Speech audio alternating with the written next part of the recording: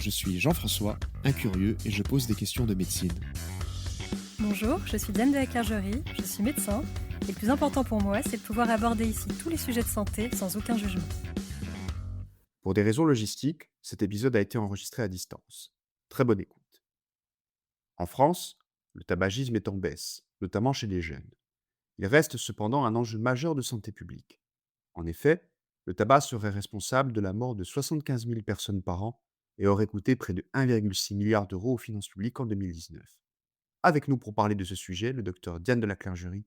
Bonjour Diane. Bonjour Jean-François. Diane, avant de poursuivre, est-ce que tu pourrais nous rappeler ce qu'est l'addiction au tabac? Alors l'addiction au tabac, c'est tout simplement lorsqu'on est incapable d'arrêter de fumer. Alors cette dépendance peut évidemment prendre plusieurs formes. Ça peut être une dépendance avant tout physique, ça veut dire qu'on va aller rechercher notre shoot de nicotine, entre guillemets. Elle peut être aussi d'ordre psychologique.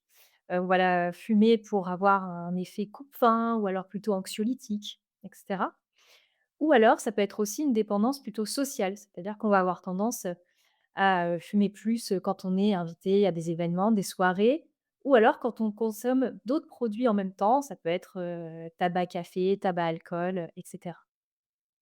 Mais du coup, si on parle d'addiction, moi je m'interroge, qu'est-ce qu'il y a de si addictif dans le tabac, dans une cigarette par exemple? Alors dans le tabac, on retrouve notamment un produit chimique dont on a tous entendu parler, qui est la nicotine et c'est elle qui est très addictive. Pourquoi? Parce qu'elle va aller activer, le circuit de la récompense au niveau du cerveau, ce qui va libérer de la dopamine et nous procurer un plaisir intense. Et forcément, on va vouloir aller retrouver ce plaisir et donc on va tomber dans l'addiction. Il y a un test très simple que je vous conseille de faire, c'est 2 petites questions, ça s'appelle le test de Fagerström, où, vous définissez le nombre de cigarettes que vous consommez par jour et vous calculez aussi le délai qui s'écoule entre votre réveil et votre première cigarette et là, vous aurez une idée de votre niveau de dépendance. Sur la cigarette, du coup, est-ce que tu peux nous dire, comment c'est fait? De quoi est composée une cigarette? Alors, la cigarette, en fait, est composée, surtout de nombreuses substances toxiques qui vont, surtout se dégager, avec, la combustion et la fumée de la cigarette. Je pense en particulier aux goudrons qui ont un haut pouvoir cancérigène, mais il y a également, évidemment le monoxyde de carbone aussi, hein, on connaît. Vous pouvez aussi avoir des métaux lourds, et cetera. Pour, ces études, l'Observatoire français des drogues et des tendances addictives semble distinguer le fumeur occasionnel du fumeur quotidien.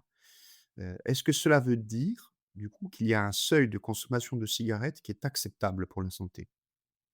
Alors en médecine, on préfère plutôt parler de 3 catégories de personnes: celles qui n'ont jamais fumé de leur vie, celles qui sont sevrées depuis plus d'un an et les fumeurs, actifs. En réalité, dès que vous consommez du tabac, vous vous exposez à des risques pour votre santé et c'est pour cela qu'on parle d'emblée de mésusage et pour ça, je vous renvoie, à l'épisode que nous avons fait l'année dernière sur la drogue. Alors tu nous parles de risques, mais, à ce propos, est-ce que tu pourrais rentrer un peu plus dans les détails et nous dire quels sont ces risques, justement? Alors effectivement, les risques sont vraiment multiples, hein, pour la santé et je vais citer ici, les plus importants. Ce sont, les risques de développer un cancer, notamment cancer ORL, de l'œsophage, de la vessie, du rein, du pancréas et évidemment en premier lieu du poumon, hein, puisque c'est le premier facteur de risque. Il y a également aussi un risque beaucoup plus important de développer une maladie cardiovasculaire, notamment un infarctus, du myocarde qui mène donc à un arrêt cardiaque ou encore un AVC.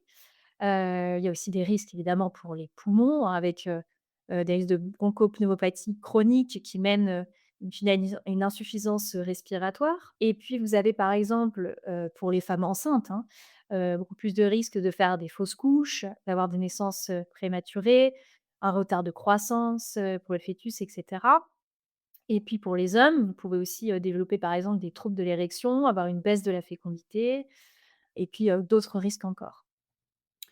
Et même si on ne fume pas soi-même, on peut également être exposé à la fumée de la cigarette. C'est ce qu'on appelle le tabagisme passif. Est-ce que les effets sur la santé sont les mêmes dans ce cas de figure? Alors, même pour les personnes qui sont exposées à un tabagisme passif, il y a effectivement aussi des risques pour la santé, même s'ils sont moindres. Il y a un risque plus important de développer un cancer du poumon ou des maladies cardiovasculaires qui peuvent être, je le répète, mortelles. d'où l'interdiction de fumer dans les lieux publics depuis 2007.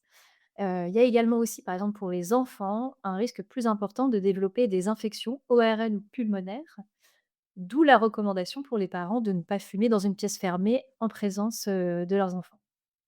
Au regard de ce que tu nous expliques, la meilleure des conduites semble être du coup l'arrêt du tabac.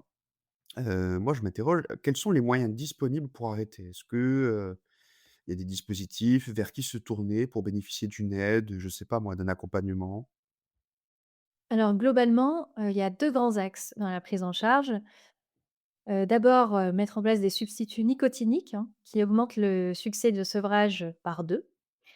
Et puis, un accompagnement psychologique qui va souvent démarrer par un entretien motivationnel, puis se poursuivre par, une thérapie, voire une thérapie cognitivo-comportementale comme on l'appelle. Vous pouvez aussi avoir accès à un accompagnement par téléphone, grâce à Tabac Info Service. En tout cas, n'hésitez pas à demander conseil auprès d'un professionnel de santé.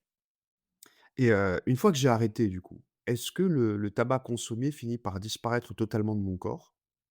Retenez qu'il y a toujours des bénéfices à arrêter de fumer. D'abord, dans les premiers jours, vous allez avoir rapidement une baisse de votre tension artérielle et de la fréquence cardiaque.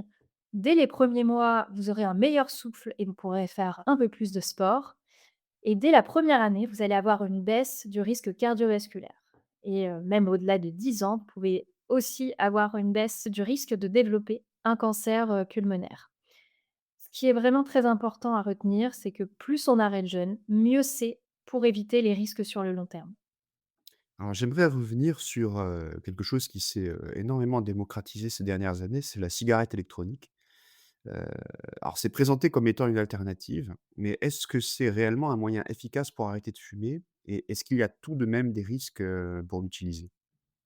Oui, la cigarette électronique peut être un moyen efficace pour arrêter de fumer, en sachant qu'en plus, elle ne dégage pas de monoxyde de carbone ni de goudron comme la cigarette. En revanche, elle contient quand même hein, de la nicotine. Et je rappelle également qu'il est important de se procurer des liquides et des dispositifs qui répondent à la réglementation française. Parce qu'il y a des risques qui ont été démontrés, notamment aux États-Unis, avec un risque accru de pneumopathie, notamment pour, les personnes qui, achetaient des produits qui n'étaient absolument pas conformes aux normes et qui pouvaient mener à des cas de maladies pulmonaires très graves, voire mener au décès.